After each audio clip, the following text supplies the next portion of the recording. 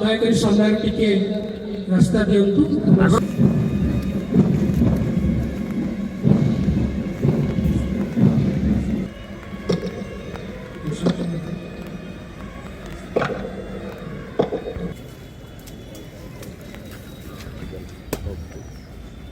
उन्नीस मसीहा अगस्त 15 तारीख में भारत एक स्वाधीन राष्ट्र में परिणत होता। विश्व इतिहास में भारत का स्वाधीनता संग्राम एक उस भारत में आता हूँ जिसकी होठों पे गंगा और हाथों पे तिरंगा है। वो भारत कभी न कभी नहीं करा।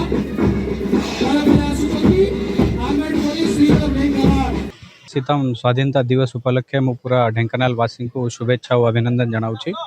आज आमर ढेंकानाल रे एठी जो मिनी स्टेडियम और पड़िया अच्छी सेठी ये समारोहटा हेइथिला और परेडटा हेइथिला।